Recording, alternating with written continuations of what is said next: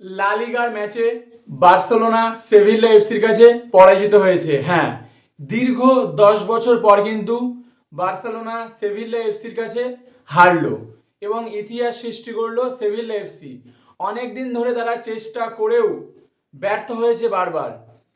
লা লিগায় তারা 10 বছর হারাতে পারেনি বার্সেলোনাকে, কিন্তু গতকাল লা লিগার গ্রুপ স্টেজের ম্যাচে কিন্তু সেভিল্লা এফসি সেই অসাধ্য সাধন করলো এবং 10 বছর পর বার্সেলোনাকে হারালো। শুধুমাত্র হারালো বললে চলে না, রীতিমতো হিউমিলিয়েট করে হারালো।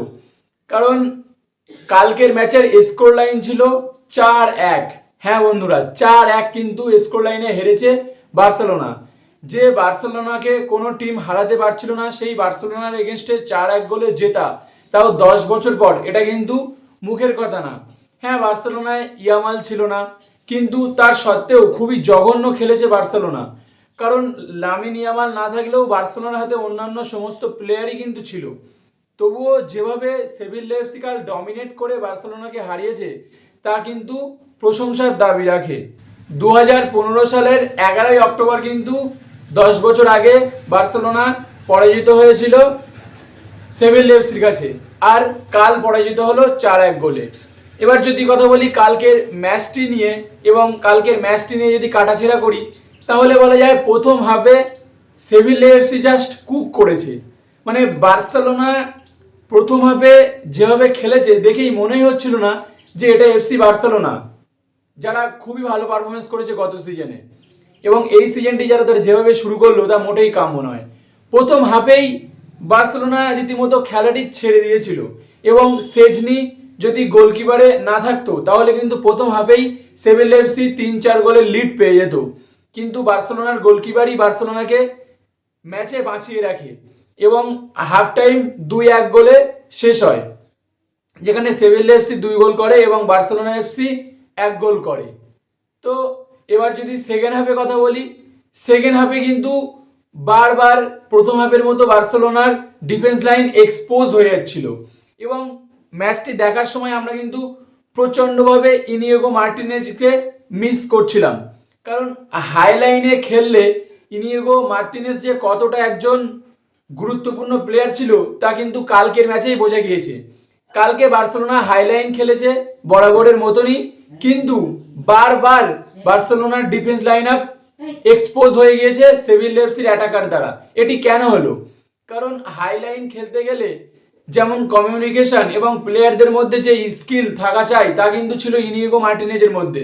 তিনি চলে যাওয়ার পর কিন্তু আরাহু সেই জায়গায় আসে, কিন্তু সেভাবে পারফরমেন্স করতে পারছে না এবং খুবই জঘন্য সে কালকে খেলেছে।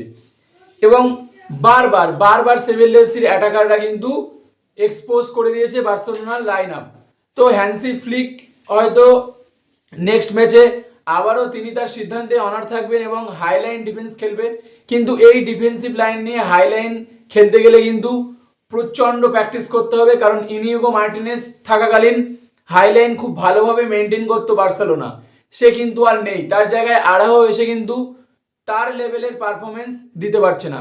কিন্তু ডিফেন্সে কুবার্সি কিন্তু খুবই ভালো পারফরমেন্স করেছে, আর র্যাশফোর্ডও কিন্তু কালকের ম্যাচে যথেষ্ট ভালো খেলেছে। র্যাশফোর্ডই একমাত্র প্লেয়ার কালকের ম্যাচে যাকে বলা যায় যে হ্যাঁ, সে কিন্তু বার্সেলোনার টিম সুলভ এবং বার্সেলোনার প্লেয়ার সুলভ খেলেছে। বাকি সমস্ত প্লেয়ার কিন্তু খুবই নিম্নমানের ফুটবল খেলেছে, মনে হচ্ছিল কোনো একটি বি গ্রেডের টিম খেলছে সেভিল্লার সঙ্গে। আর সেকেন্ড হাফে কিন্তু 75 মিনিট, 70 থেকে 75 মিনিট নাগাদ কিন্তু বার্সেলোনা একটি পেনাল্টি পায়। এই পেনাল্টিটাই কিন্তু আমার মতে ম্যাচের টার্নিং পয়েন্ট ছিল। কারণ স্কোর লাইন 2-1 গোল ছিল, তখন যদি লেভানডস্কি পেনাল্টিটা পেয়ে মিস না করতো এবং পেনাল্টিটা যদি গোলে কনভার্ট হতো, তাহলে কিন্তু স্কোর লাইন 2-2 হয়ে যেত। এবং স্কোর লাইন 2-2 হয়ে যাওয়ার ফলে বার্সেলোনা কিন্তু ডেসপারেটলি অ্যাটাকে যেত না।